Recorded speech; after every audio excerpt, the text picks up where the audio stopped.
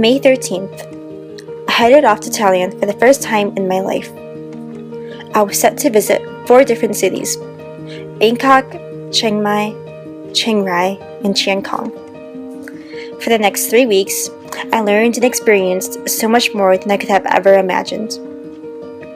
I got to taste Thailand's fresh tropical fruits, such as mangosteen and durian. I learned how to cook some delicious traditional dishes, like tom yum soup and pad thai. I had a monk chat with a monk named PKK, who taught the class about Buddhism and shared insight about what life was like as a monk. I visited many beautiful temples, went to lots of night markets and bazaars, and I'll admit, I ordered too much Thai tea to drink. I also met many new faces and formed several meaningful friendships along the way. I did a lot during my stay in Thailand, but most importantly, I was soul searching. The most valuable part of my trip is that I found a piece of my identity that I don't think I would have gained anywhere else or at any other time of my life. As part of the study abroad program, I learned about the hill tribes of Thailand.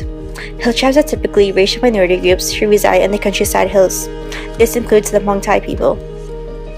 Throughout our trip, my class and I visited 4 different Hmong villages. The first Hmong village we visited was Pa No Kuk. There, we spoke to the village chief about the community's customs and traditions. Afterwards, when we were served a traditional Hmong meal at the village chief's home, I was reminded so much of my home and my mom.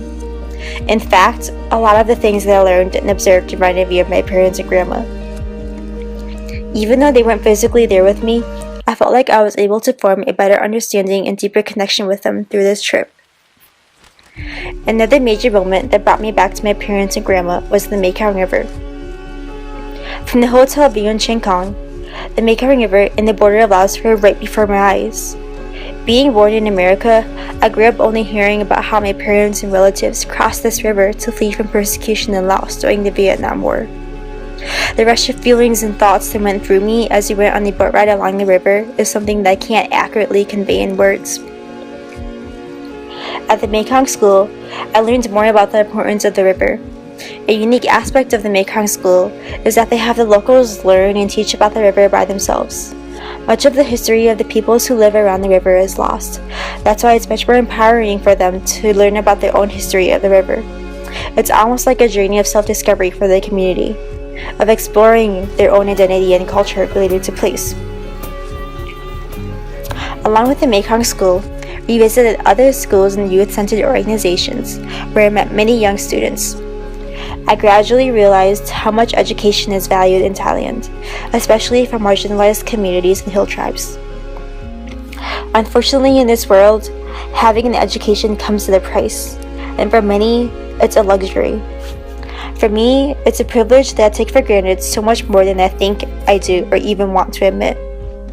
The Thai people value education so much to the point that it's not uncommon for parents in the countryside to send their kids to schools far away from home, or they will sometimes have their sons become monks, because one of the benefits is that their sons will receive free schooling.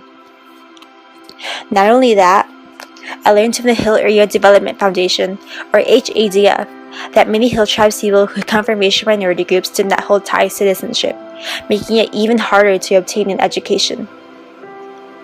Many hill tribe students don't continue on to higher education either because they don't have the financial and moral support, or they have to take care of family obligations instead.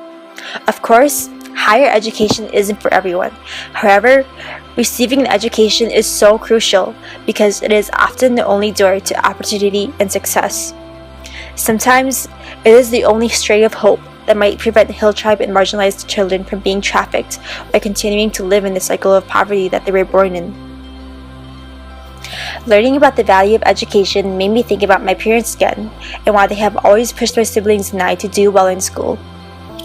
I also thought about how my parents wanted to pursue a higher education themselves when they were around my age, but knowing that they might not have had any of the support or resources as immigrants in America breaks my heart.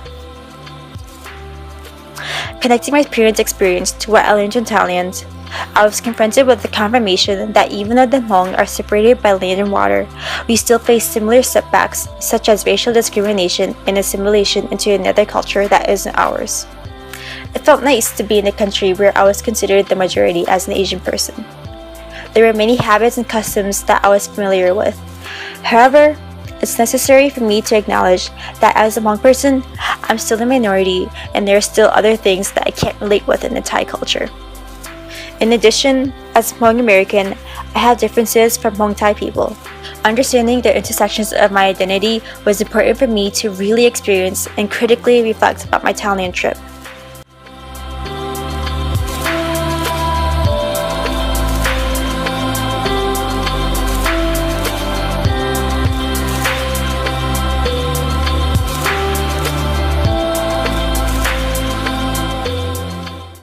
Visiting the Hmong villages, seeing the Mekong River, and learning about the Mekong School's mission, learning about the value of education, the setbacks that hill tribes and marginalized communities face, being constantly reminded of my parents and grandma. These are only a few of the many moments of this trip that helped me find a sense of rootedness in the Hmong American identity.